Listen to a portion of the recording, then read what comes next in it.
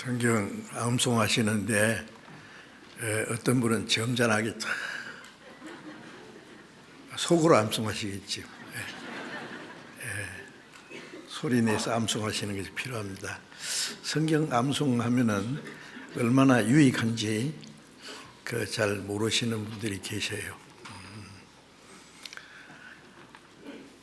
성경 한 절을 암송하면은 100만 원씩 준다 그러면은 하루에 1000절 외우려고 할 거예요. 그런데 성경을 암송하면은 우리가 신앙적으로 얻는 유익은 그 무엇에 비교할 수 없습니다. 그래서 성경 꼭 암송하도록 노력해 보시기 바랍니다. 몇 번만 계속 읽으면 암송이 됩니다. 탤런트 이름 안 해도 돼요. 그 성경을 암송하도록 노력하시면 신앙적으로 큰 도움이 됩니다. 어떤 일이 생겼을 때에 하나님께서 그 말씀을 생각나게 하십니다. 요한복음 14장에 보면은 성령께서 내가 한 그 말이 생각나게 하시리라. 들었던 말씀, 배웠던 말씀, 외워두었던 말씀이 생각나게 해서 어떤 어려운 일이 있을 때 말씀을 통해서 하나님이 우리를 위로하시고 지혜를 주시고 우리의 마음을 강하게 붙들어 주십니다. 그래서 꼭 암송하도록 노력하시기 바랍니다. 성경 구절, 암송할 구절을 써서 책상 앞에 붙여놓든지 아니면 화장실에 붙여놓든지 그 노력하시면은요 잘 암송할 수 있습니다. 같이 기도하겠습니다.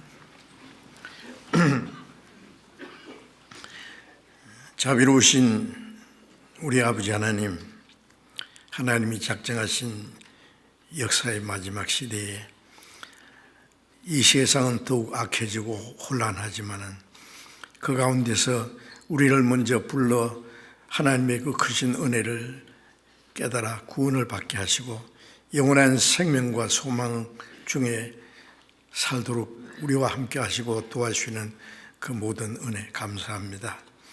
이 시간 주님의 보배로운 피로 구속함을 받은 저희들 주님 앞에 함께 모여서 주님의 은혜와 사랑을 찬송하며 말씀을 배우며 주님과 함께하는 거룩한 무리 안에서 교제케 하심을 감사합니다.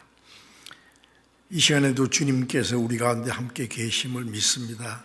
우리 각 사람을 굽어 살피시고 하나님의 자비로운 손길로 붙들어 주시고 주님의 은혜와 말씀과 성령의 능력으로 우리를 더욱 새롭게 온전케 세워주셔서 우리가 하나님의 자녀로 부끄러움 없이 살 수 있도록 우리의 모든 삶을 다스려 주옵소서. 우리 가운데 아직도 하나님의 사랑을 참으로 깨닫지 못한 사람이 있으면 그 마음을 열어서 영원한 하나님의 사랑과 그 영원한 생명과 소망을 함께 얻을 수 있도록 자비를 베풀어 주옵소서. 전국에 있는 우리 교회, 세계 많은 교회, 어려운 가운데서도 믿음을 지키고 복음을 전하는 모든 형제 자매들에게 하나님의 말씀과 성령의 능력으로 함께 하셔서 이 악하고 폐역한 세대 가운데서도 하나님의 복음을 담대히 전거해서 많은 영혼들을 주님 앞으로 인도해서 구원받게 하는 하나님의 큰 역사를 능히 이루게 도와주옵소서. 우리는 아직도 너무나 연약해서 하나님의 도우심이 없이는 올바로 살아갈 수가 없습니다. 주님, 우리의 마음을 온전히 붙들어 주시고 주님의 말씀과 능력으로 우리의 삶을 온전히 다스려 주셔서 우리가 하나님의 자녀로 부끄러움 없이 살아갈 수 있도록 인도해 주옵소서. 때를 따라 우리에게 필요한 말씀으로 교훈해 주시는 주님, 이 시간에도 우리에게 나타내시고자 원하시는 말씀, 우리가 마땅히 어떻게 행할 일들을 더욱 가르쳐 주시옵소서. 우리 주 예수 그리스도의 이름으로 기도드렸습니다. 아멘.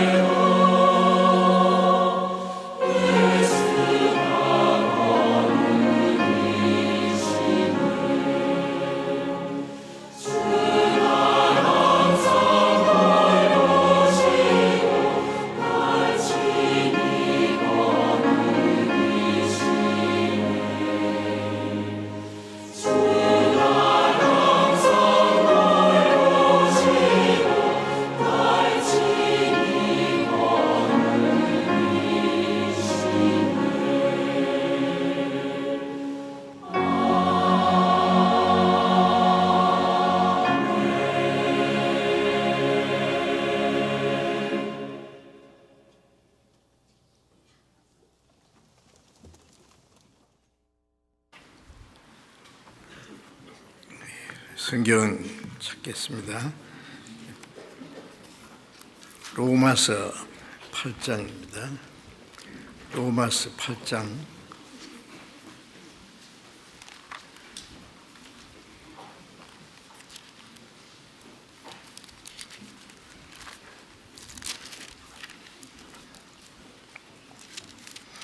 로마서 8장 16절부터 로마서 8장 16절부터 18절까지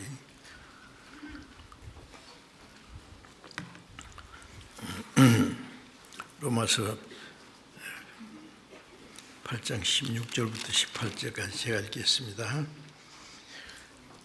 성령이 친히 우리 영으로 더불어 우리가 하나님의 자녀인 것을 증거하시나니 자녀이면 또한 후사 곧 하나님의 후사요 그리스도와 함께한 후사니 우리가 그와 함께 영광을 받기 위하여 고난도 함께 받아야 할 것이니라.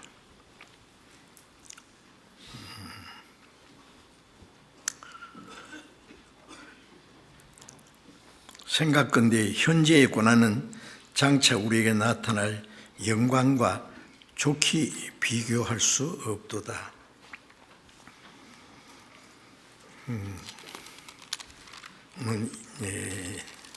읽은 말씀을 중심해서 그리스도인의 고난과 영광이라는 그런 제목으로 좀 같이 말씀을 배우려고 합니다.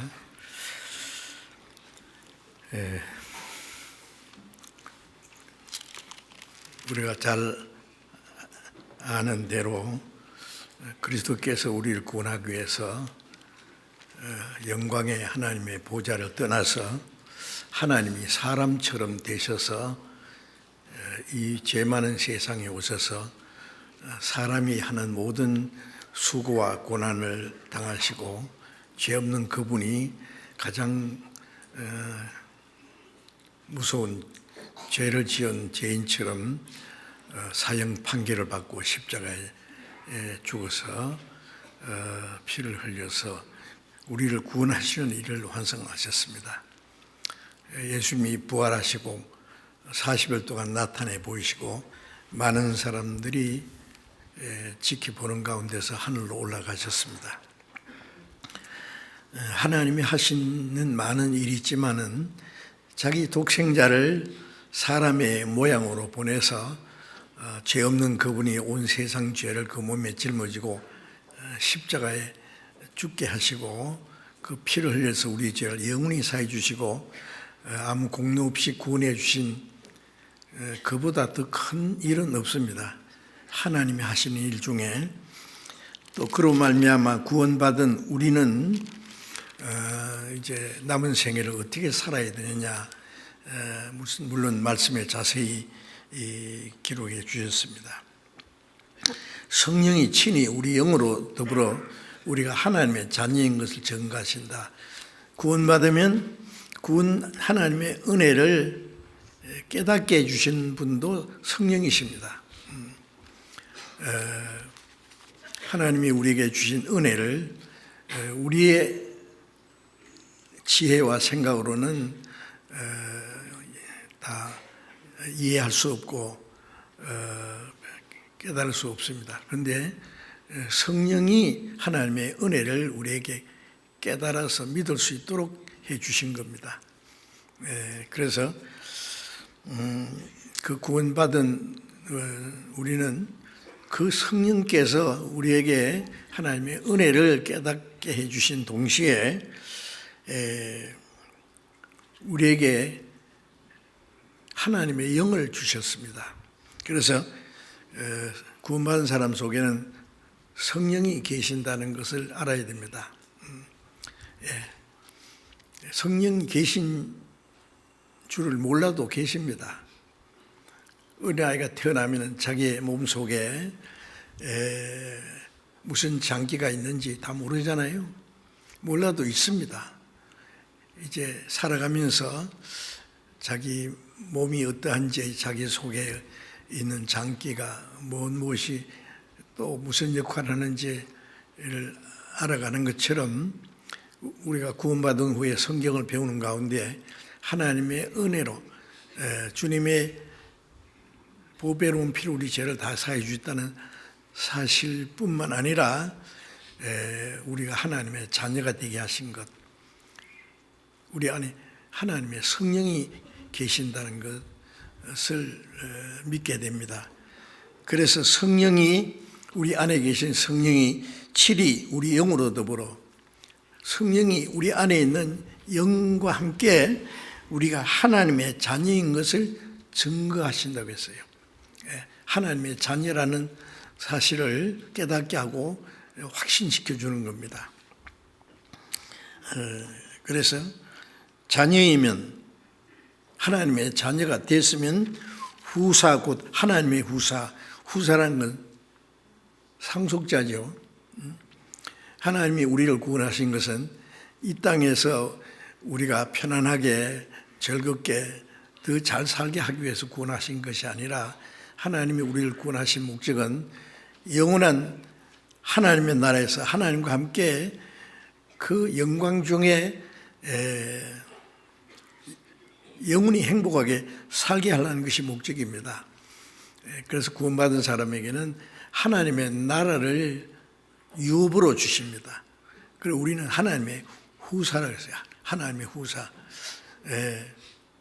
어떤 많은 재산을 가진 엄청 많은 큰 부자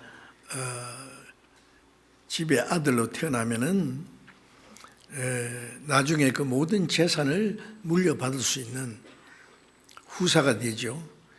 구원받은 사람은 천지 만물을 창조하신 하나님의 후사입니다. 그 하나님이 구원받은 하나님의 자녀에게 주시고자 하시는 일이 있습니다. 영원한 기업입니다. 하나님의 후사요, 그리스도와 함께한 후사. 그리스도와 함께한 후사란 말은 우리가 받을 그 하나님의 그 모든 기업은 그리스도와 함께 누리는 겁니다. 우리말로 공동 상속자입니다. 그리스도와 함께, 그리스도와 함께한 후사니 우리가 그와 함께 영광을 받기 위하여 고난도 함께 받아야 될 것이니라. 우리가 주님과 함께 그 영광을 받습니다. 예수님은 우리를 구원하기 위해서 십자가에 죽으시고 무덤 속에까지 들어가셨다가 사흘 만에 부활하시고 하나님의 영광에 들어가셨습니다. 그런데 구원받은 우리도 주님과 함께 그 영광에 들어가는 거야. 그리스도와 함께 영광에 들어갈 하나님의 그 상속자입니다. 그리스도와 함께 공동의 후사입니다. 그리스도와 함께한, 그와 함께 영광을 받기 위하여 고난도 함께 받아야 돼. 그리스도와 함께 영광을 받는 것은 확실한데, 이제 그 하나님의 자녀가 되고 그리스도와 함께 그 영광을 받을 사람은 그리스도와 함께 또 영광을 받아야 할 것이니라. 고난도 함께 받아야 될 것이니라. 영광을 받을 사람은 고난도 함께 받아야 된다. 반드시 고난이 먼저 있고 그 다음에 영광이 있기 때문에 18절을 같이 한번 읽어봅시다. 생각건대 현재의 고난은 장차 우리에게 나타날 영광과 좋게 비교할 수 없도다. 이 성경은 너무 우리가 생각하기에 참 귀중한 말씀이기 때문에 써가지고 책상 앞에 붙여놓고 화장실에도 붙여놓고 부엌에도 붙여놓고 그리고 항상 그 말씀을 생각하면은 기쁨과 또 평안이 될 겁니다. 생각건대 현재의 고난은, 이제 구원받은 그리스도인들이 현재에는 고난이 있다는 걸 말하는 겁니다. 그리스도께서도 우리를 구원하기 위해서 고난을 받으셨는데 우리가 주님과 함께 또 이 땅에서 고난이 있어요. 그런데 현재 받는 고난은 장차 주님과 함께 얻을 영광에 좋게 비교할 수 없도다. 현재 고난은 너무 잠깐 받는 거예요. 그리고 너무 가벼운 거예요. 작은 거예요. 고난받아요. 뭐 죽기보다 더 할까요? 그러나 주님과 함께 받을 영광은 거기에 비교할 수가 없어요. 100배, 1000배, 10,000배 아니 그걸 비교할 수 없습니다. 좋게 비교할 수 없도다. 고린도후서 4장 17절에 보면은 우리가 잠시 받는 환난에 경한 것이, 이 땅에 그리스도인들이 고난과 환난이 있습니다. 지금 우리 시대는 구원받았다고 해서 과거처럼 뭐 환난과 핍박, 구원받았다는 이유 때문에 잡혀가서 매를 만다든지 감옥에 들어간다든지 죽는다든지 그런 일은 많지 않잖아요. 지금도 어떤 다른 종교에 의해서 그리스도인들이 전도하면은 죽기도 하는 일이 있습니다. 공산주의 세계에서는 전도할 수도 없고 복음 전하면 정말 감옥에 들어가고 죽기까지 할 수 있어요. 그러나 그 외에 우리 자유로운 그 나라 안에서는 신앙의 자유가 있기 때문에 도덕적으로 법률적으로 잘못하기 전에는 어떤 그런 고난은 없습니다. 그래도 그리스도인들의 생활 속에 그리스도인이 받아야 될 고난이 분명히 있습니다. 그래서 우리가 잠시 받는 환난, 신약 성경에 기록될 당시에는 많은 환난이 있었어요. 믿는 문제 때문에 그 나라에서 추방당하기도 하고 동네에서 쫓겨나기도 하고 억울한 누명을 쓰고 고난을 받고 죽기도 했습니다. 우리가 그것은 잠시 받는 환난이라고 했어요. 예수님께서 너희가 세상에서 환난을 당하나 담대하라. 환난을 당할 것이다. 내가 세상을 이겨노라. 세상을 이기신 주님이 같이 계시니까 어떤 환난과 핍박이 올 때에 그건 너무나 당연한 거다. 하나님의 독생자가 이 세상에 오셔서 온갖 고난과 환난을 당하셨는데 우리가 안 당하겠어요? 그러나 잠시 받는 환난에 경한 것이라, 가벼운 것, 작은 것이죠. 그런 말미암아 우리가 받을 영원한 영광이 있다 그랬죠. 영원한 영광, 지극히 크고 영원한 영광에 중한 것을 이루게 하매니 우리가 고난을 잠시 받는 것이고 아주 작은 것이지만은 그로 말미암아 주님 앞에 가서 받을 영광은 너무 크고 영원한 영광이라고 말씀했습니다.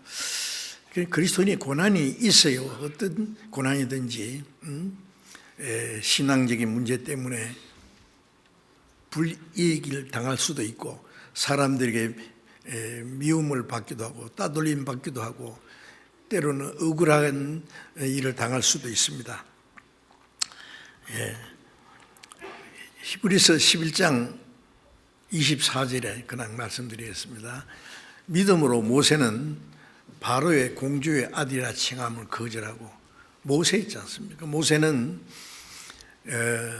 애굽 파라오와 왕의 공주의 양자로 컸습니다. 잘하면은 애굽 왕이 될 수도 있는 특별한 자리입니다. 그런데 모세는 믿음으로 바로의 공주의 아들이라는 그 자기에게 주어진 자유와 영광을 헌신자같이 부렸습니다. 그리고 하나님의 백성과 함께 고난받기를, 자기 백성은 이스라엘 민족은 애굽에서 400년 동안 종노를 하고 있는 중입니다. 그래서 그 바로의 공주의 아들이라는 그 당시 에집트의 문명이라든지 영광은 대단했습니다. 그런데 그걸 다 헌신작 버리듯이 다 버리고 자기 동족이 노예살이 종살이하는 것을 그 자기 동족과 함께 고난 받는 것을 잠시 죄악의 낙을 누리는 것보다 더 좋아했다. 애굽의 궁중에서 누리는 그 자유와 그 영광은 죄악의 낙이라고 했었죠. 모세가 무슨 왕궁에서 죄를 지었다는 말 아닙니다. 자기 동족은 그렇게 고통을 받고 있는데 자기도 히브리 사람, 이스라엘 사람으로서 자기 혼자 애굽의 그 왕궁에서 영광을 누리는 것은 합당치 않다. 그건 죄악의 낙과 같다고 한 겁니다. 그것보다도 자기 백성과 함께 고난받는 것을 더 좋아했다. 애굽의 모든 보화보다 더 큰 재물을 여겼다. 고난받는 것을 애굽의 모든 보화를 얻은 것보다 더 좋아했다. 이는 상주심을 바라봅니다. 모세는 하나님을 믿고 자기는 하나님의 백성이지만은 지금 고난받는 것도 알고 있고 하나님의 백성과 함께 고난받게 될 때에 하나님이 주실 영원한 영광도 알았어요. 상주심을 바라봅니다. 상주심. 그 앞에 있는 영원한 영광을 바라보기 때문에 애굽의 모든 그 자유와 권세, 자기에게 주어진 행운을 다 포기하고 버릴 수 있었다는 말씀입니다. 자, 이런 말씀들은 우리에게 큰 교훈이 됩니다. 먼저 그리스도께서 우리를 구원하기 위해서 세상에 오셔서 하나님의 독생자로서 그가 받으신 고난을 생각해야 됩니다. 고난. 그리스도께서 받으신 고난과 영광을 우리가 확실히 알아야 될 거예요. 베드로전서 1장 11절에 보면은 예수님이 그리스도께서 오실 것을 예언하던 구약시대의 선지자들이 자기 속에 계신 그리스도의 영이, 선지자들 속에 그리스도의 영이 계셨습니다. 그 그리스도께서 받으실 고난과 후에 얻으실 영광을 미리 증거했다고 했어요. 그리스도가 오셔서 고난 받으실 것과 그리고 후에 영광 받으실 것을 미리 말씀했습니다. 반드시 고난이 있고 그 다음에 영광을 받는 거예요. 그래서 그리스도께서 이 땅에 오셔서 얼마나 많은 고난을 받았습니까? 십자가에 죽기까지. 십자가는 인간이 받아야 될 최고의 수치와 고통입니다. 죄 없는 하나님의 독생자, 하나님과 동등하신 그분이 그런 고난을 받으셨어요. 그래서 받으시고 부활하심으로 이제 하나님의 영광에 들어갔습니다. 그것을 구약시대 선지자들은 미리 예언했습니다. 받으실 고난과 후에 얻으실 영광을 미리 증거했습니다. 예수님이 십자가에 못 박혀 죽으시기 전날 밤에, 잡혀가시기 전날 밤에 겟세마네 동산에서 기도하신 내용을 아시죠? 마지막 예수님은 내일이면 잡혀가셔서 재판을 받아서 사형 판결을 받고 로마에서 정한 그 법대로 사형수에게 내리는 그 고통과 죽음을 앞두고 예수님이 기도하셨습니다. 아버지여, 이 잔을 내게서 지나가게 하옵소서. 예수님의 육신은 우리와 똑같아요. 어떤 사람은 예수님은 하나님의 아들이니까 십자가 못 박혀도 하나도 아프지도 않았을 거라고. 아닙니다. 우리와 똑같은 육체입니다. 예수님은 때로는 피곤해서 갈릴리 호수를 지나시면서 고물을 베고 주무시기도 하고, 시장하시기도 하고, 목마르기도 하시고, 때로 눈물도 흘리시고, 우리와 똑같은 연약한 육체를 가진 분이에요. 그런데 사람이 생각도 못한 일에 갑자기 어떤 일에 그 어려움을 당한다든지 죽기까지 한다든지 그런 건 갑자기 피할 수 없는 일이지만 예수님은 죄 없는 분이 사형 판결을 받고 온갖 수치와 고통을 받고 십자가에 죽으실 것을 알고 그 십자가를 향해서 스스로 나아가고 계셨습니다. 예수님께서 누가 내게서 생명을 뺏어가는 자가 있는 것이 아니라 나는 스스로 목숨을 버리노라. 억지로 예수님에게서 생명을 뺏어갈 수 있는 사람은 아무도 없습니다. 예수님은 이 세상에 왜 오셨느냐? 죽으러 오셨습니다. 죄 없는 분이 죄인들을 대신해서 그 모든 죄를 그 몸에 짊어지고 가장 죄 많은 죄인처럼 죽으시기 오셨습니다. 그래서 나는 스스로 목숨을 버리노라고 하셨습니다. 그래서 그 겟세마네 동산에서 마지막 기도가요. 아버지여 이 잔을 내게서 지나가게 하옵소서. 우리가 똑같은 육신이기 때문에 육신은 십자가의 그 수치와 고통 원치 않습니다. 그걸 지나가게 하옵소서. 그 예수님 앞에 있는 그 죄인들이 지은 죄와 그 저주의 그 잔을 예수님 마셔야 되는데 예수님 안 마시고 지나가면은 어떻게 돼요? 여기 있는 저와 여러분들이 그 하나님의 심판과 저주의 잔을 마시고 지옥으로 떨어져야 됩니다.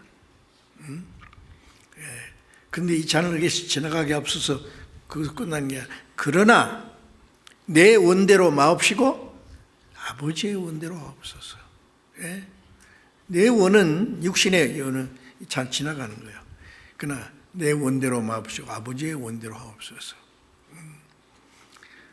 빌립보서 2장 7절 8절에 보면은 그런 근본 하나님과 본체이시지만은 그 자를 비워두고 사람과 같이 됐을 뿐 아니라 십자가에 죽기까지 복종했으니 죽기까지 하나님의 뜻은 죄 없는 하나님의 독생자가 죽어서 우리 죄를 대속하시고 죄인들을 구속하시는 일이에요. 그를 위해서는 그 방법밖에 없으니까 죽기까지 복종했으니 십자가에 죽으심이라. 그래서 아버지 내 뜻대로 마옵시고 내 뜻은 그 고난이 지나간지만은 그러나 아버지의 뜻대로 하옵소서. 아버지의 뜻은 죄 없는 독생자가 죽어야 돼요. 그래서 우리가 받을 저주와 심판을 대신 예수님이 받으시고 우리에게 내릴 심판이 예수님이 지나간 겁니다. 6월절 양의 장자 죽는 지향에서 그 장자 대신에 양인의 염소가 죽어서 피를 흘려서 그 피를 문술주에 바른 집은 장자 죽는 지향이 지나갔지 않습니까?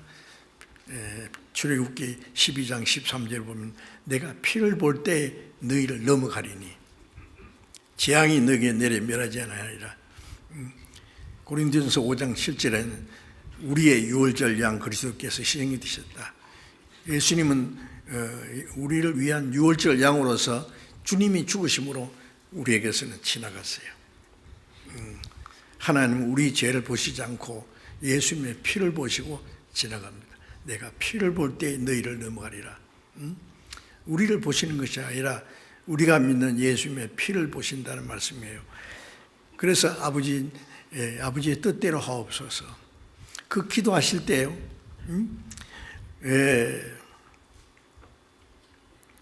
힘쓰고 애써서 간절히 기도하시니 얼굴에 흐르는 땀방울이 핏방울처럼 되더라. 핏방울. 너무 힘을 쓰면요, 땀 속에 피가 섞여 나온답니다. 그 기도가 아버지의 뜻대로 하옵소서라는 그 자기의 뜻을 포기하는 것이 그렇게 어려운 겁니다. 네. 그러나 아버지의 뜻대로 하옵소서. 그 기도가 너무 힘드니까 천사들이 와서 돕더라 그랬어요. 네. 자, 그 예수님이 십자가에 그를 행해서 나아가신 그 모습, 로마 군인들이 예수님 얼굴에다가 침을 뱉고 손바닥으로 예수님 얼굴을 때리고 막대기로 예수님 머리를 내리치고 그 머리에 가시관을 씌워놓고 조롱하기를 유대인의 왕이여 평안할지어다. 온갖 조롱과 희생, 희롱을 당하고 그리고 십자가 형태를 짊어지고 쓰러지면서 넘어지면서 그 골고다 언덕으로 올라가셔서 십자가에 못 박혀서 6시간 동안 십자가에 달려서 그 피를 다 쏟으시고 마지막 다 이뤘다고 돌아가실 때 하늘이 3시간 동안 캄캄했습니다. 해도 그 빛을 잃고 또 지진이 났습니다. 땅도 울었습니다. 하나님도 얼굴을 돌렸습니다. 이같이 큰 사건이 어디 있느냐고요. 그로 말미암아 우리가 구원함을 얻었습니다. 우리는. 그래서 예수님께서 십자가의 고난을 통해서 구속의 역사를 다 이루시고 부활 성천에서 하나님의 영광에 들어가셨습니다. 자, 그러면 이제 그리고 요한복음 12장 24절에 예수님께 누가 말했습니다. 예수님이 잡혀가시기 전에 헬라 사람 몇 사람이 예수님을 찾아왔어요. 헬라인은 이방인입니다. 이방인, 이스라엘 민족이 아니에요. 주여 여기 사람들이 주님을 찾습니다. 거기 보면은 예수님은 그들을 만나 주셨다는 말씀도 없고 그때 하신 말씀이 하늘의 미기 땅에 떨어져 죽지 않으면 하늘 그대로 있고 죽으면 많은 열매 맺느니라. 예수님이 헬라 사람 몇 사람이 예수님 앞에 나오시는 걸 보고 예수님이 십자가 죽으시고 부활하신 후에 많은 이방인들이 주님 앞에 나와서 구원받을 것을 미리 보신 거예요. 많은 사람이 구원받기 위해서는 먼저 예수님이 하늘의 밀처럼 죽어야 된다. 십자가에서. 하늘에서 땅에 떨어져 죽은 하늘의 밀, 죽지 않으면 하늘 그대로 있고 예수님이 죽지 않으면 아무도 구원을 못 받는 거예요. 죽으면 많은 열매 맺느니라. 독생자가 죽어서 많은 하나님의 아들을 탄생시켰습니다. 그러니까 예수님이 죽으시기 전에는 독생자였지만은 죽으시고 부활하신 다음에는 독생자가 아니고 많은 아들 중에 맏아들이 됐다고. 그래서 예수님 부활하실 때 무덤을 찾아온 여인들에게 말씀하시기를 내 형제들이 가서 제자들을 이제 형제라 했어요. 나의 아버지 곧 너의 아버지, 나의 하나님 곧 너희 하나님께로 올라간다라. 나의 아버지가 이제 너희 아버지, 나의 하나님이 너희 하나님. 이제는 예수님 독생자가 아니에요. 많은 아들이 태어났기 때문에 그러기 위해서는 하늘의 밀처럼 예수님이 죽어야 됐다. 그리고 성경 좀 찾아보면서 얘기하겠습니다. 히브리서 12장을 잠깐 보겠습니다. 히브리서 12장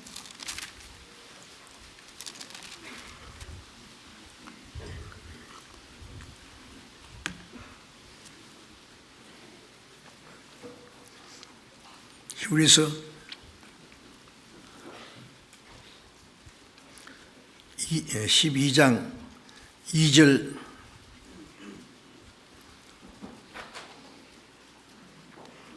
을 같이 읽어보겠습니다. 믿음의 주여 또한 온전케 하시는 이인 예수를 바라보자.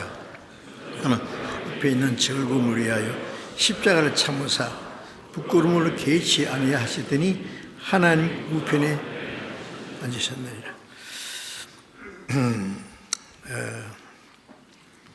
믿음의 주여 또 온전케 하시는 예수를 바라보자. 예수님은 우리가 믿는 주님이죠. 우리 구원의 주님이십니다.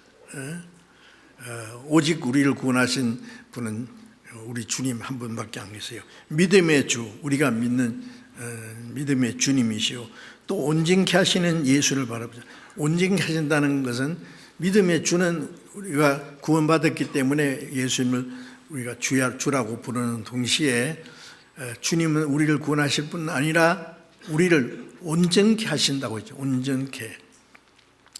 구원을 받았지만은 어린 아이같이 너무나 연약하고 부족해요. 그래서 그 마태복음 5장 48절을 보면은 하늘에 계신 너희 아버지의 온전하심 같이 너희도 온전하라. 하나님은 완전히 거룩하시고 영광스러운 분이죠. 그런데 하나님의 자녀된 우리도 하나님처럼 온전하게 되기를 원합니다. 그런데 사람이 어떻게 하나님처럼 온전하게 될 수 있겠어요? 그런데 예수님은 하늘에 계신 너희 아버지의 온전하심 같이 너희도 온전하라. 아버지가 훌륭한데 이제 철부지 아들에게 너는 나를 반만 닮아도 좋다 그런 말 안 합니다.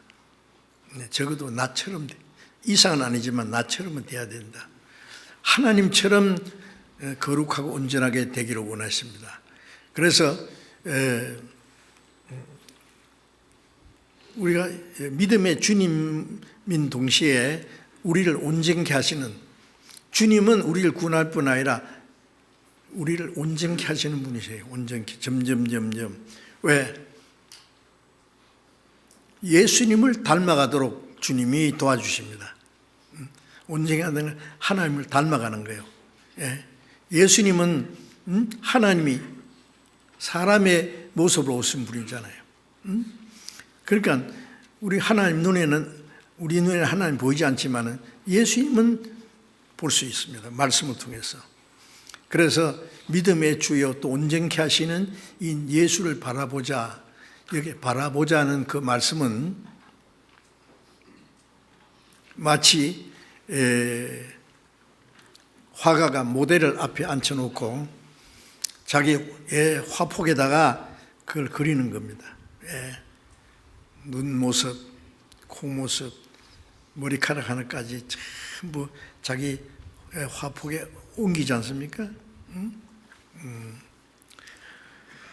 그것처럼 온전케 하시는 예수를 바라보자는 말씀은 우리를 구원하신 믿음의 주님 동시에 주님은 온전하신 분이니까 주님을 우리의 마음과 생활 속에 그리는 거예요. 옮기는 거예요. 하나하나 주님을 내 마음과 내 생활 속에 옮겨서 내가 주님을 닮아가야 된다고. 고린도전서 11장 1절에 보면은 바울 사도는 내가 그리스도를 본받은 자 된 것 같이 너희는 나를 본받는 자되라. 바울 사도는 구원받은 후에 정말 예수님을 본받는 자가 됐어요. 바울의 생애, 구원받기 전에는 그 예수님을 핍박하고 스데반을 돌로 쳐 죽일 때 가편투표하고 예수 믿는 사람들 다 잡아 오려고 작정한 사람입니다. 그러나 다메섹에서 주님을 만난 후에 사울이, 원래 이름이 사울입니다. 이스라엘 초대 임금 이름 따서. 근데 바울은 작다는 뜻입니다. 그때부터 이제 마지막 전도 로마에 가서 복음을 전하다가 목이 잘려 죽기까지 바울 사도는 그리스도를 재현했다고 여기집니다. 예수님은 제자들에게 나를 본 자는 아버지를 보았다. 빌립이 아버지 보여달라고 그러니까 나를 본 자는 아버지를 보았는데 뭐 또 아버지를 보여달라고 하느냐. 그와 같이 예수님은 갔었는데 바울을 보면은요, 바울을 통해서 예수님의 모습이 나타났습니다. 갈라디아 6장 17절에 보면은 그리스도의 그 흔적이 내 몸에 있다. 고난의 흔적이. 예수님은 십자가에서 6시간 동안 십자가 못 박혀서 돌아가시지만 바울은 평생 질질 끌려다니면서 얼마나 많은 고난을 받는지. 루스드라에서 전도하다가 유대인들이 돌로 쳐서 죽었어요. 죽었다고 해서 성 밖에 갖다 내버리는데 또 살아서 전도했어요. 로마에서 2년간 전도하다가 목이 잘려 죽을 때까지. 그는 그리스도를 재현시켰다고 할 수 있어요. 그래서 나는 그리스도를 본받는 자 되었다. 너희는 나를 본받는 자 되라. 본받는다는 건 닮아가는 겁니다. 그렇죠? 점점 우리가 하나님의 자녀가 되고 그리스도인이 됐습니다. 그리스도인이라는 말은 그리스도께서 내 안에 살고 계셔요. 그리스도의 영이 계셔요. 그러면 우리는 어떻게 해야 돼요? 믿음의 주요 또 온전케 하시는 이인 예수를 바라보자. 바라본다는 것은 그냥 보기만 한 것이 아니라 그리스도를 내 마음과 내 생활 속에 점점 닮아가는 겁니다. 화가가 자기 화폭의 그림 그 모양을 그려 옮기듯이요. 제 서재에 모스크바에서 지나가다가요, 그 관광객들을 위해서 적석에서 얼굴 그려주는 사람이 있었어요. 그래서 형제들이 목사님도 하나 그려보세요. 그래서 그래 하고 딱 앉았어요. 금방 그렸어요. 그런데 사진하고 똑같아요. 얼마나 잘 그렸는지요. 그래서 그걸 버리기가 아까워서 사진 틀에다가 넣어서 딱 걸어놨어요. 정말 잘 그렸습니다. 그것처럼 우리가 주님을 내 마음과 내 생활 속에 옮기는 거예요. 화폭의 그 모습을 그리듯이. 그래서 예수를 바라보자는 말은 주님을 닮아가자는 말씀입니다.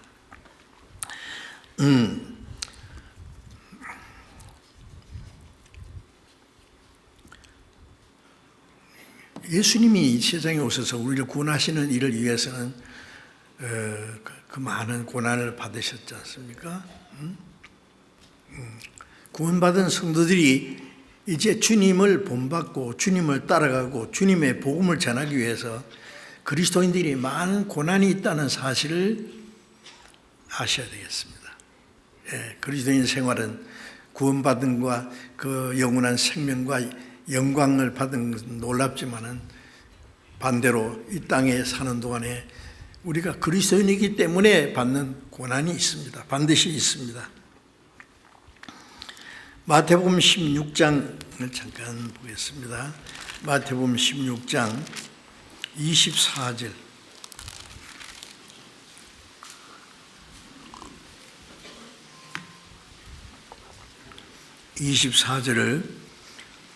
같이 읽겠습니다.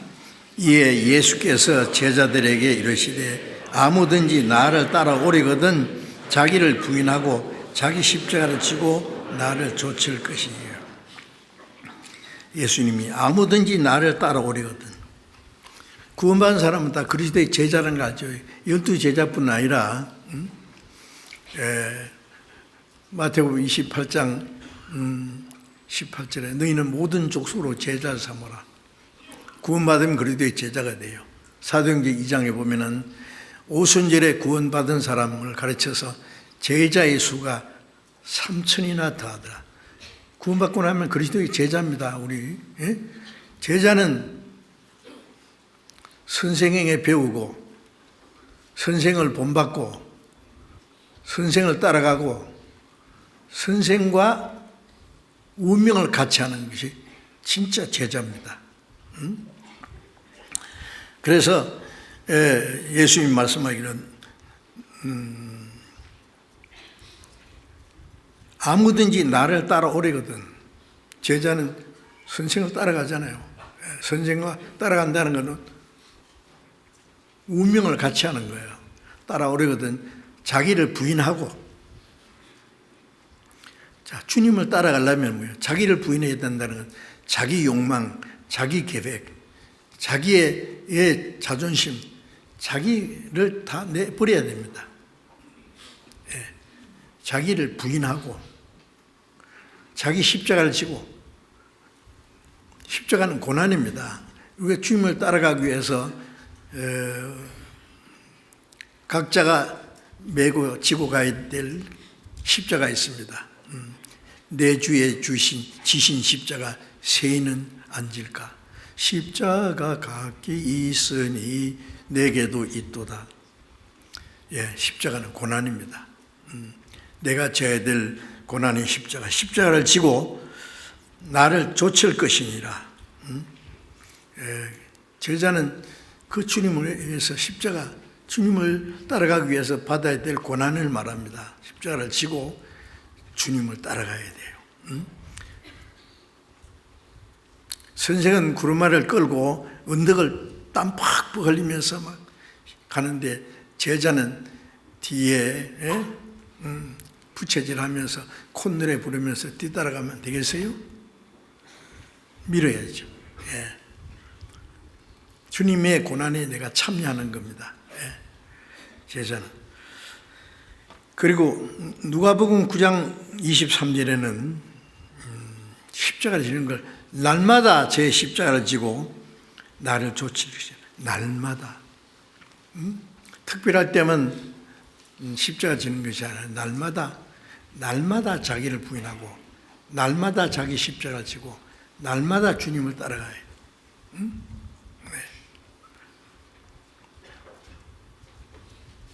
일주일 내에 자기 마음대로 살다가 주일날 되면은 와서 찬송도 부르고 기도도 하고 말씀 듣고 봉사도 하고 그거 보면 참 좋은데 나머지 생애는 뭐 하는 거예요? 우리의 가정에서나 직장에서나 모든 생활이 그리스도인의 모습이 나타나야 됩니다. 자기를 부인하고 자기의 십자가를 지고 주님을 따라가는 모습이 나타나야 되겠는데 그 누가복음 14장 27절에는요 예수님 말씀에 누구든지 자기 십자가를 지고 나를 좇지 않는 자는 너희 내 제자가 되지 못하리라. 예. 자기 십자가를 지고 나를 주님을 쫓지 않는 자는 능히 그 주님의 제자가 되지 못한다. 예. 어떻게 생각하세요? 예. 우리는 정말 그리스도의 제자로서 자기를 부인하고 자기 십자가를 지고 날마다 주님을 따라가고 있다고 생각되세요? 그리스도의 제자 신분이 그렇게 쉬운 게 아닙니다. 주님을 따라가는 것인데 자기 십자가를 지고 나를 쫓지 않는 자는 능히 내 제자가 되지 못한다 말씀하셨습니다. 빌립보서 1장 잠깐 찾겠습니다. 빌립보서 1장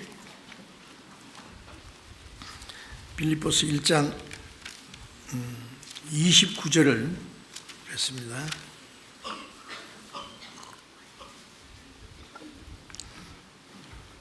빌립보서 1장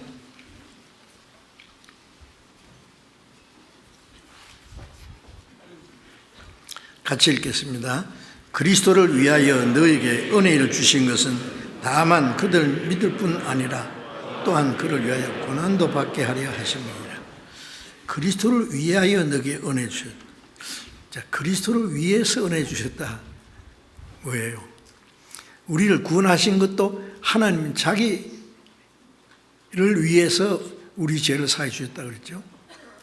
나는 나를 위하여 네 허물을 도말하는 자니 네 죄를 기억지 아니하리라. 네.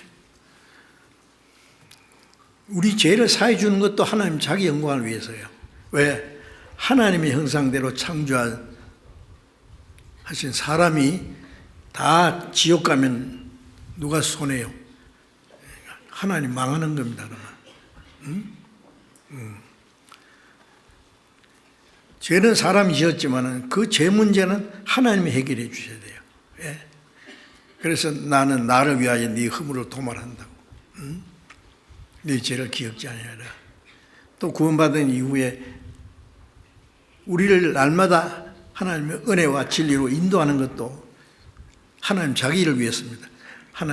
시편 23편이면 하나님 자기 이름을 위하여 우리를 의의 길로 인도하시는도다. 자기 이름을 위하여 의의 길로 인도하세요. 아버지가 자녀를 건강하게 훌륭하게 키우면은 아버지께 영광이 됩니다. 그 자녀로 인해서. 자녀가 잘못되면 아버지에게 수치가 되는 거예요. 그렇죠? 예. 자, 우리를 구원하신 것도 하나님 자기 영광을 위해서, 구원받은 이후에 우리를 날마다 새롭게 도우시고 인도하는 것도 결국 하나님의 영광을 위해서입니다. 그래서 그리스도를 위하여 너에게 은혜 주셨다. 은혜 주신 건 구원해 주신 거죠. 예? 주님이 십자가에 죽기까지 하심으로 우리를 구원해 주신 것은 그리스도를 위해서라고 했어요. 그리스도를 위하여 너에게 은혜 주신 것은 다만 그를 믿을 뿐 아니라 그를 믿고 구원받을 뿐 아니라 봅니다.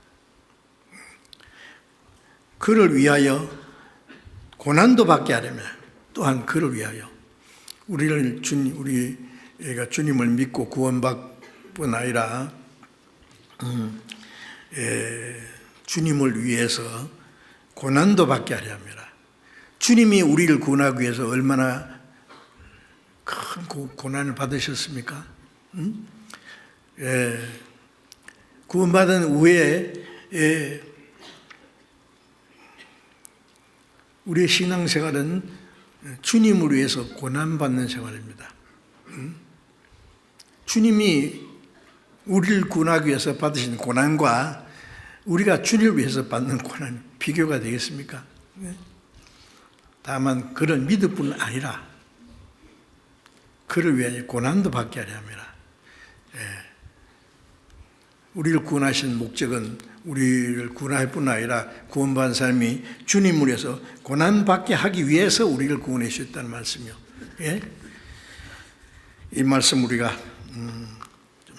깊이 생각해야 되겠습니다. 그리고 그리스도인은 주님의 복음을 전하기 위해서 우리가 받아야 될 고난이 있습니다. 사도행전 7장 55절에 이하에 보면은 그 스데반 집사입니다. 7 집사 중에 스데반. 집사지만은 그는 하나님의 말씀을 담대히 증거했어요. 담대히 증거하니까 유대인들이 길을 틀어막고 돌로 그를 쳐서 죽였어요.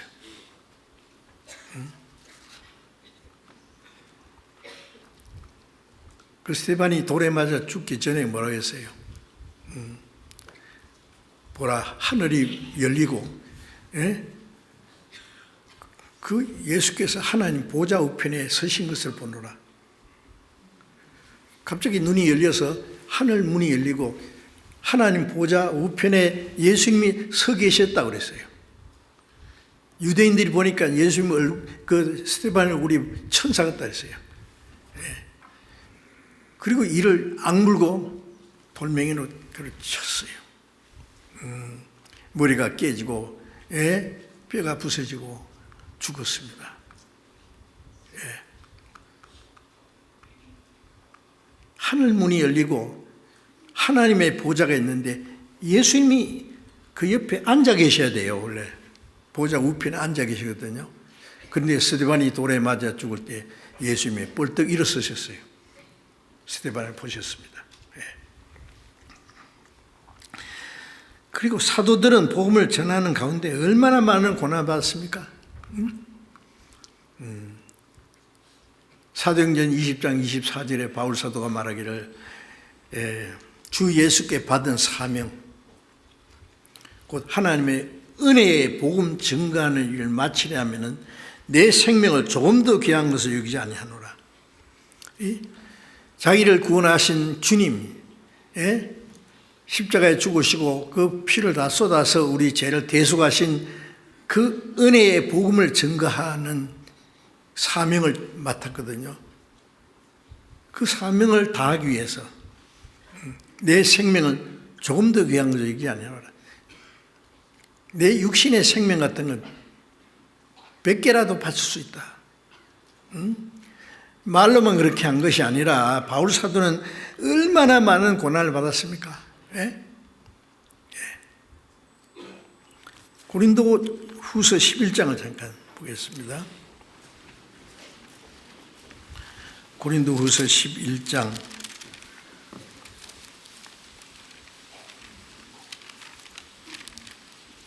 24절부터 봅니다. 고린도 후서 11장 24절 23절부터 보겠습니다. 23절부터 저희가 그리스도의 일꾼이냐 정신없는 말을 하거니와 나도 더욱 그리하도다.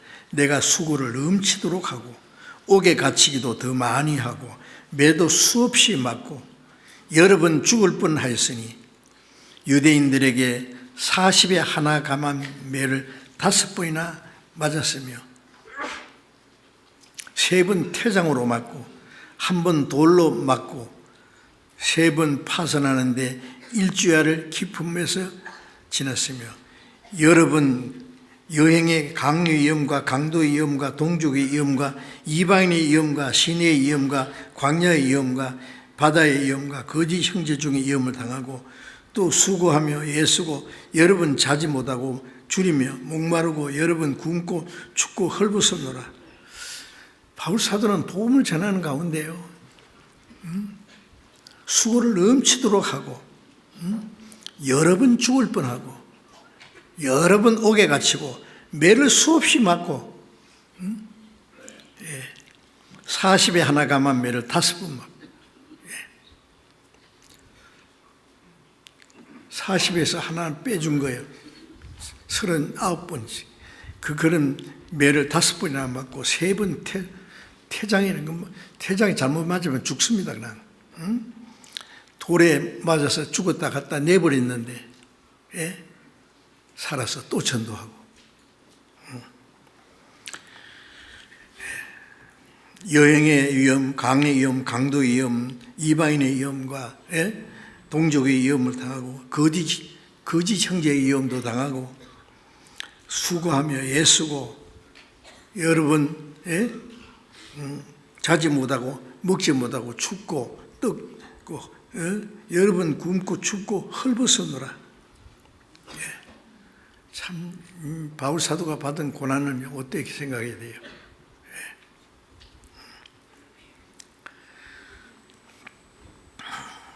그리고 28절에 보면은 이 외에 일은 고사하고 오히려 날마다 내 속에 눌리는 일이 있으니 곧 모든 교회를 위하여 염려하는 것이라. 자기가 받은 고난은 그는 고사하고 그보다도 교회에 어려움 당하는 것을 보고는 모든 교회를 위해서 염려하는 그 항상 자기 마음에 누르고 있었어요.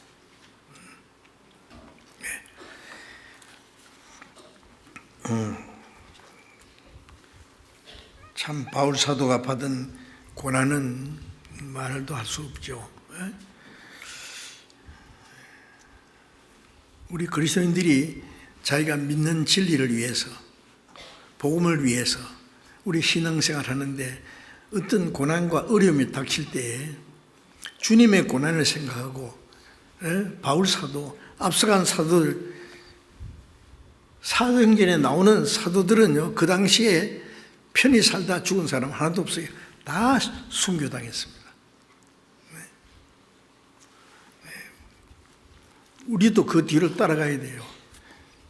고난을 싫어하는 사람은 멸류관을 내던지는 사람일 거예요. 그래서 데살로니가서 2장 2절에 보면 바울 사도는 빌립보에서도 고난과 능력을 당하였다. 사도행전 16장에 보면 빌립보에 전도하러 가가지고 바울과 실라가 옥에 갇혀서 옷을 다 벗기고 얼마나 많이 맞았는지 온몸이 터지고 그리고 착고를 차고 깊은 지하 감옥에 들어갔어요.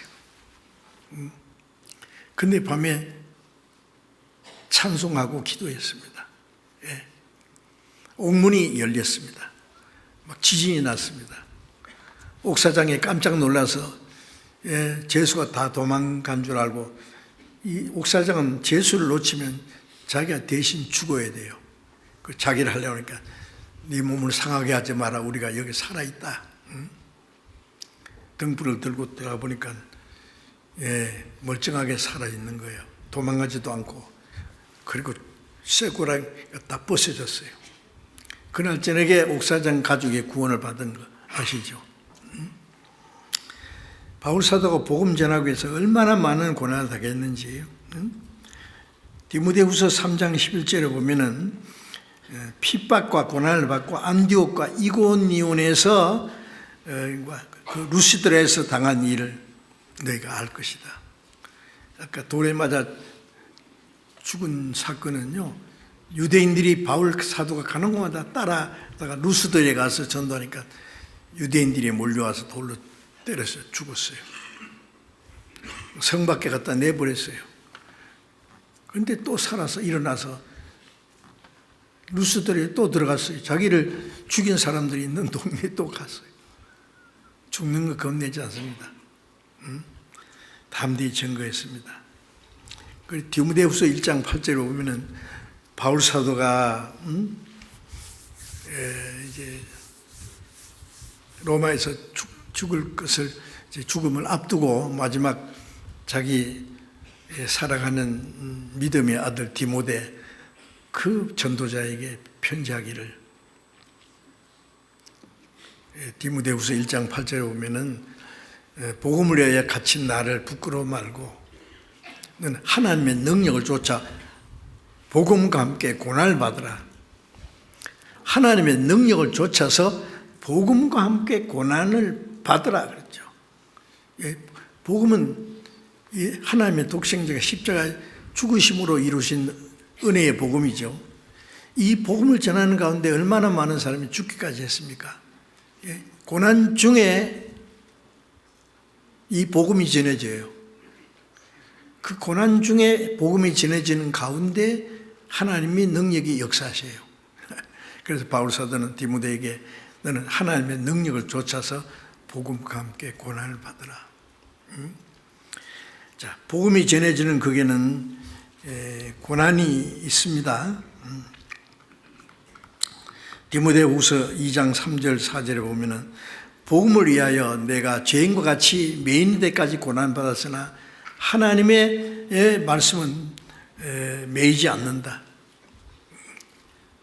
바울 사도는 죄 없는 그분이 복음 때문에 죄수처럼 잡혀서 감옥에 가기도 하고 죄수의 몸으로 로마까지 압송돼 갔잖아요. 하나님이 로마에 전도하기 위해서 보낸 것이지만은 갈 때 죄수의 몸으로 끌려간 겁니다. 그리고 디모데후서 4장 6절에 보면은 관제와 같이 내가 벌써 부음이 되고 나의 떠날 기약이 가까웠도다. 관제라고 하는 것은요, 피를 그릇에 담아가지고 땅에다 확 부어버리는 거예요. 예? 관제와 같이 내가 이미 부음이 됐다. 자기 피까지 다 쏟아서 내가 이제 떠날 기약이 가까웠다. 세상을 떠날 기약이. 바울사도는 빨리 주님 앞에 갔으면 좋겠다는 말을 몇 번이나 했는데 드디어 그날이 왔다. 그 마지막 말씀이 디모데후서의 4장의 말씀이었습니다. 그리고 디모데후서 4장 17절에 내가 선한 싸움을 싸우고 달려갈 길 마치고 믿음을 지켰으니 이제 나를 위하여 의의 멸류관이 예비됐다.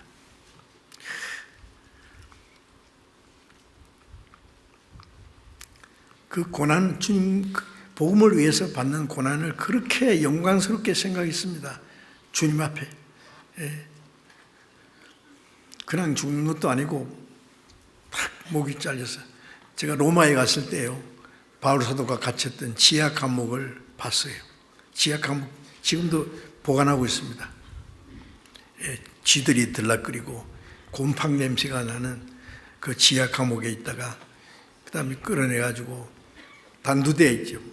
팍 목이 잘려서 저 몇 미터 굴러 내려갔다 그러더라고요. 머리가.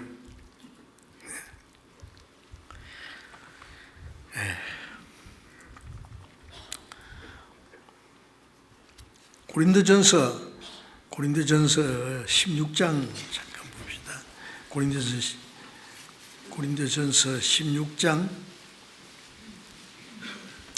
8절 9절을 봅니다. 내가 오순절까지 에베소에 유하려 함은 내게 광대하고 공렬을 이루는 문이 열리고 대적하는 자가 많음이라. 바울사도가 이제 내가 오순절까지 에베소에 유하려 하면, 이 말씀을 기록할 때 에베소에 있었습니다. 그런데 에베소에 오순절까지 머물라고 하는 것은 광대하고 공회를 이루는 문이 열렸다. 이게 무슨 말이에요? 복음이 전하는 문이 활짝 열렸어요. 구원의 역사가 계속 일어났겠죠. 광대하고 공효를 이루는 문이 복음 전에서 구원받는 역사입니다. 열리고 대적하는 자가 많음이라. 구원의 역사가 막 일어나는 만큼 대적하는 자도 그만큼 많아요. 복음의 역사가 일어나는 데는 사탄의 역사도 같이 있거든요. 제 개인적으로도요, 제가 가서 복음 전할 때 구원받는 역사가 많이 일어나면 영락없이 마귀가 대적합니다. 제가 1969년이죠. 1969년 목포에 잠깐 전도하러 갔다가 잡혀가지고요. 그때는 전라도 쪽에는 우리 교회가 하나도 없을 때요. 5년을 있었어요, 거기서. 어쩔 수 없이 잡혀가지고. 그 얘기하려면 아주 깁니다. 어쩔 수 없이 잡혀가지고 복음 전하는데 구원받는 역사가 계속 일어나는데, 문제는 온 도시 안에 기독교 초교파적으로 모인 목사 협회가 있더라고. 그 사람들이 모여서 나를 쫓아내려고. 그때는 제가 아주 청년이었으니까요. 27살 먹은 청년이었습니다. 그때부터 5년간 있었는데, 이요한 전도사도 아니고 이요한 목사도 아니고 이요한 선생이라 그랬어요. 이상한 청년이 하나 와가지고 온 도시를 요란케 하는데, 그런데 여기서 쫓아내야 된다고. 그래가지고 목사들이 그 종교과 형사를 한다 데려다 놓고, 이 사람은 이상한 사람이에요. 사상이 이상한 사람이니까 하여튼 목포에서 쫓아내야 된다고 그러는데, 저를 불러주라고, 내가 가서 얘기할 테니까. 그럴 필요 없다고. 무조건 쫓아내면 된다고. 그런데 그때 종교과 형사, 성까지 알아요. 정형사. 어디에 있거든, 좀 소식 좀 주세요. 그분이 가만히 들어보니까 자기 부인이 캐톨릭 신자인데 맨 손톱 청소하고 이런 사람인데, 어디 가서 성경 배우다가 구원받고 가더니 사람이 확 변했거든요. 가만히 들어보니까 자기 부인이 나가는 곳이거든요. 그래서 그 협의회 그 회장 목사를 불러가지고, 목사님, 내가 보니까 목사님들 구원 못 받았네요. 예수도 아는 완면 사람인데 자기 부인한테 들은 거죠. 자기 부인이 구원받아. 왜 그러십니까? 아니, 목사들 중에 이런 목사 다 알아요. 목사들의 비리를. 구원 못 받았네요. 그러니까 저에게 막 선물을 막 한 박스 보내왔더래요. 제발 말하지 마라. 참 하나님이 희한하게 원수를 갚아주시더라고. 정말 대적하는 자가 많았습니다. 그것뿐만이 아니에요. 나를 죽이려는 사람도 있었어요. 마틴 루터 조금 생각나더라고요. 마틴 루터 복음 전하다가 교황청에서, 천주교 교황청에서 루트를 죽이려고 했잖아요. 예. 저는 그런 어림도 없지만은 하여튼 복음이 활발히 전해지는 곳에는 그 복음을 대적하는 사탄의 역사도 같이 있습니다. 하나님의 역사는 사람이 막을 수가 없거든요. 히브리서 5장 8절을 잠깐 보겠습니다.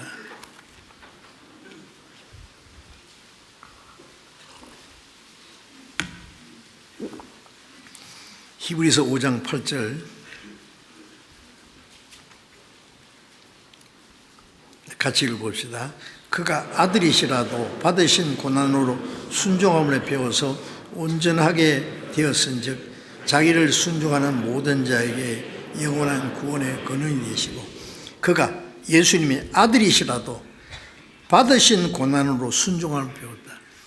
예수님이 얼마나 많은 고난을 받았습니까? 받으신 고난으로 하나님 아버지의 뜻에 순종하는 것을 배웠다고 했어요. 그래서 온전하게 되었다.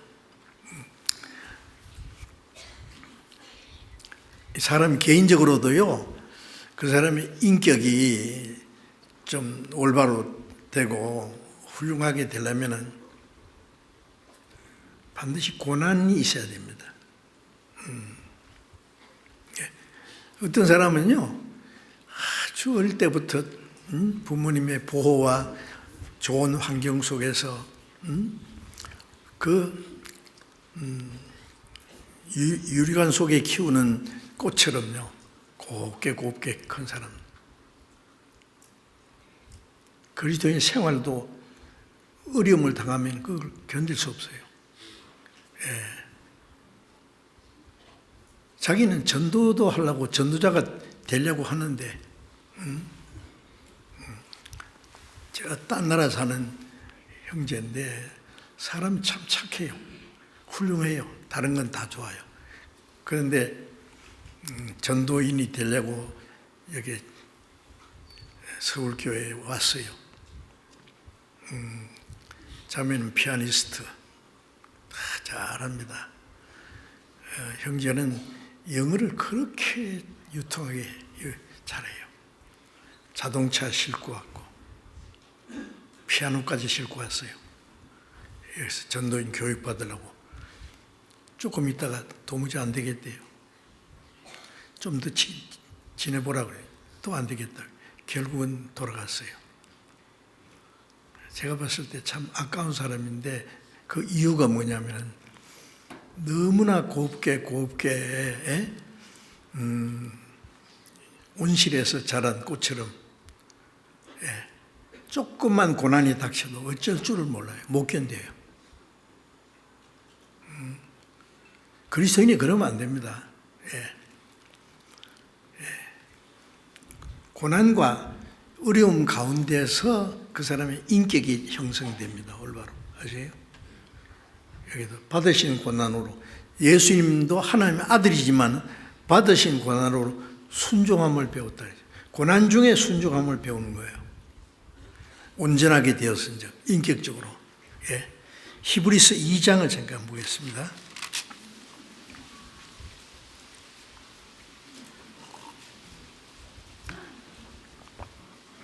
히브리서 2장 10절, 만물이 인하고 만물이 말미암은 자에게는 만물을 창조하시고 만물이 말미암다는, 만물이 보존되고 있다 그죠?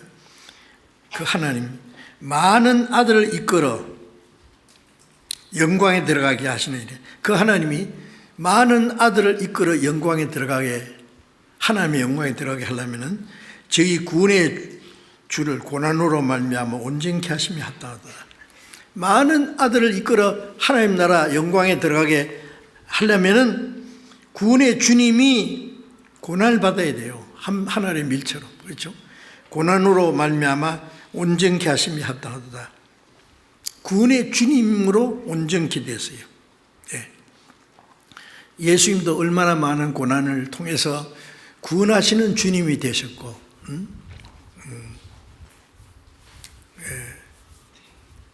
예수님도 하나님의 아들이지만은 받으신 고난으로 순종함을 배워서 온전하게 되었다.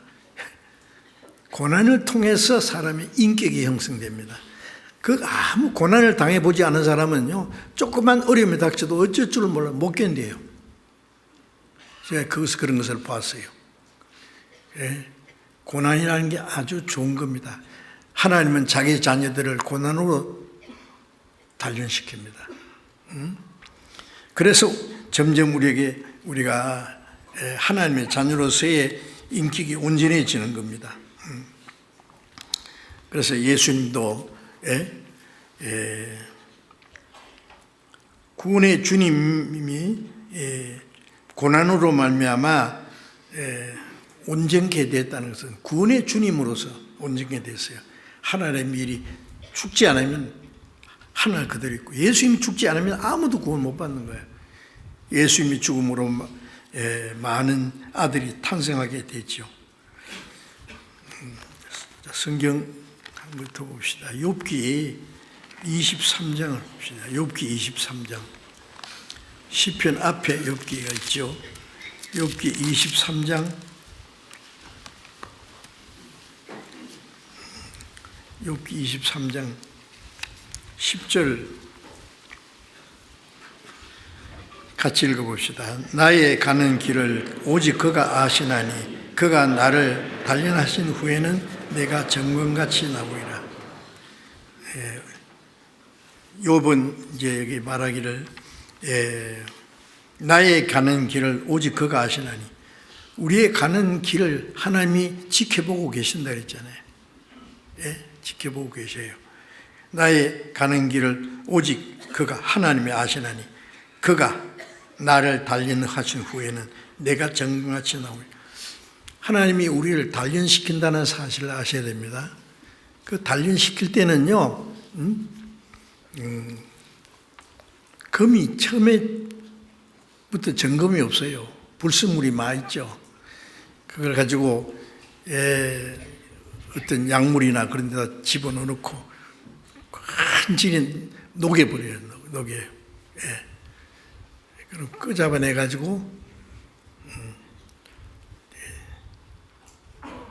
아직 찌기가 남아있으면은 그걸 제가 봤는데 금을 갖다 놓고 망치로 탁 때리면서 기계에 돌리니까 종이장처럼 아주 얇게 되는데 불순물이 있으면 그 터져버립니다. 그게. 불 속에 들어갔다가 나왔다가 그렇게 하는 가운데서 점검이 되는 거예요. 점검.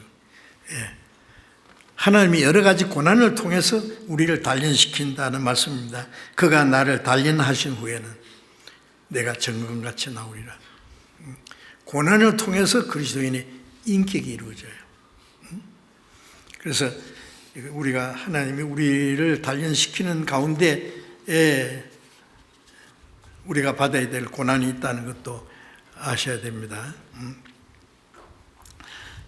그래서 그 고난을 통해서 하나님이 우리를 단련시키는 일을 하시기 때문에 고난이 올 때에 무조건 왜 이런 고난이 올까 낙심하거나 실망하거나 하지 말고 왜 이런 고난을 주시는가를 생각하면서 잘 견뎌야 됩니다. 그러면 고난을 통과하고 나면 신앙이 푹 자라고 그리스도인의 인격이 점점 주님을 닮아가는 거예요. 그래서 베드로전서 1장 6절 7절에 보면은 너희가 여러 가지 시험을 인하여 잠깐 근심되지 않을 수 없으나 오히려 크게 기뻐하도다. 너희 믿음의 시련이 불로 연단하여 또 없으실 것보다 더 귀하여 예수 그리스도에 나타나실 때 칭찬과 존귀와 영광을 얻게 하려 합니다. 여러 가지 시험을 인하여 잠깐 근심되지 않을 수 없지만은 오히려 크게 기뻐한다. 왜? 하나님 우리를 단련시키는 믿음의 시련이 인하여 불로 연단하여도 없어질 금보다 더 귀하여 예수 그리스도에 나타나실 때 영광과 존귀를 얻게 하려 합니다. 우리의 믿음을 단련시키고 주님 앞에 서는 날 영광과 존귀를 얻기에 합당하게 하기 위해서 우리를 단련시킨다는 사실을 알아야 됩니다. 예? 고난이 아주 좋은 거예요. 아셔야 돼요. 고난을 통과하지 않은 사람은요, 믿음이 단련되지 않아요. 예. 베드로전서 조금만 더 보고, 베드로전서 4장, 베드로전서 4장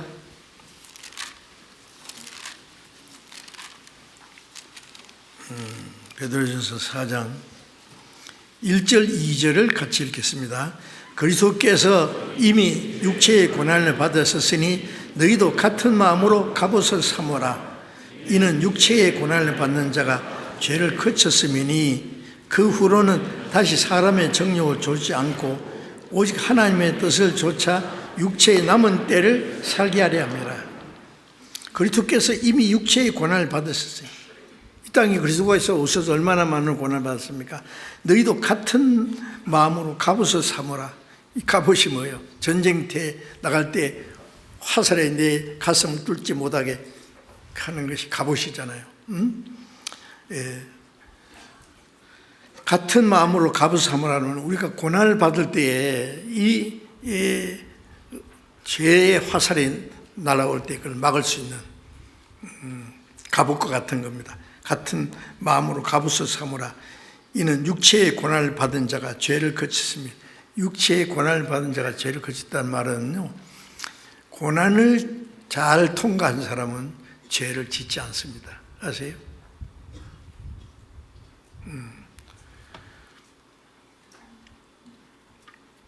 어린 아이들은요, 쭈쭈바 죽게, 이리 와, 쭈쭈바 따라간다고요. 납치범인지도 모르고. 예? 좀 큰 애들은 저 아저씨 이상한 아저씨야, 안 가 나는. 분별하죠. 이 믿음이 고난으로 단련받은 사람은 어떤 죄의 유혹에 넘어가지 않습니다. 예. 그 후로는 다시 사람의 정욕을 좇지 않고 오직 하나님의 뜻을 좇아 육체의 남은 때를 살게 합니다. 하나님의 뜻을 좇아 우리의 육체의 남은 때를 살기 위해서는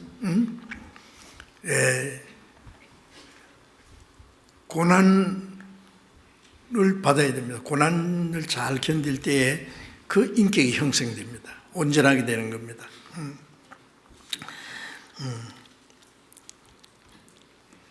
베드로전서 5장 10절을 잠깐 보겠습니다. 베드로전서 5장 10절 같이 읽읍시다. 모든 은혜의 하나님이 곧 그리스도 안에서 너희를 부르사 자기 영원한 영광에 들어가게 하시는 이가 잠깐 고난을 받은 너희를 친히 온전케 하시며 굳게 하시며 강하게 하시며 틀을 견고케 하시며. 이 베드로전서에는 고난에 대해서 많이 얘기했어요. 예, 실제로 그 당시에 그리스도인들에게 많은 그 시련과 고난이 있었습니다.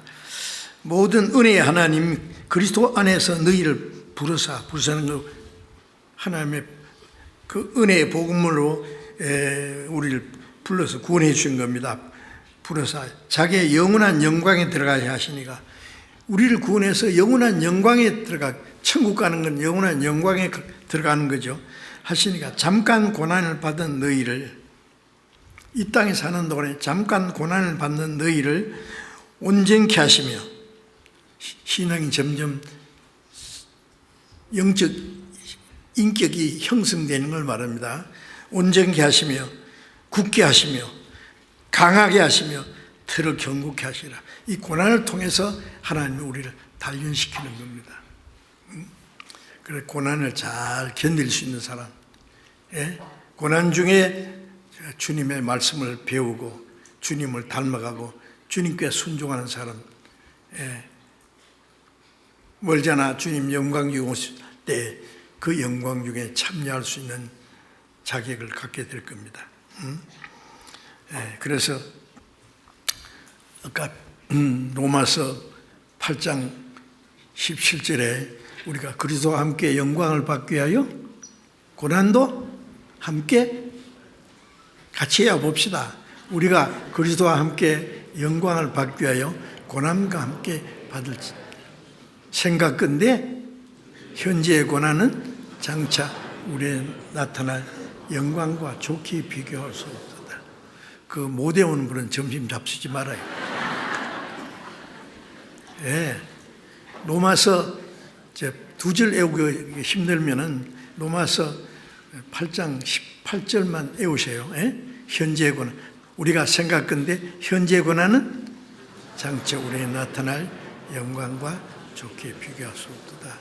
그래서 그리스도인의 고난은 주님이 고난을 통해서 구원하셨는데 우리가 주님을 따라가기 위해서, 주님을 닮아가기 위해서, 주님의 복음을 전하기 위해서 우리가 받아야 될 고난이 있습니다. 예, 고난을 잘 견디면 주님 영광 중에 오실 날에 가까운데 그 영광에 참여하기에 부끄럽지 않게 될 겁니다. 기도하겠습니다.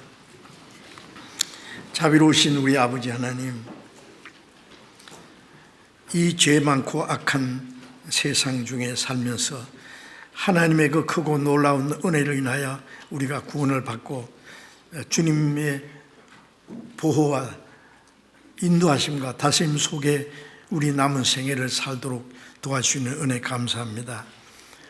우리를 구원하실 뿐 아니라 여러 가지 시련과 고난을 통해서 우리를 단련시켜서 멀잖아 주님 영광 중에 오실 때 그 영광 앞에 서기에 부끄럽지 않게 우리를 새롭게 해주시는 은혜 감사합니다. 주님, 우리의 남은 생에 주님이 온전히 다스려 주셔서 우리가 하나님의 자녀로 그리스도에서 받아야 될 고난을 잘 견딜 수 있도록 주님과 함께 영광을 받기 위해서 고난도 함께 받아야 된다는 이 사실을 우리가 더욱 깨달아 알 수 있도록 인도해 주시옵소서. 우리 주 예수님 이름으로 기도드렸습니다. 아멘.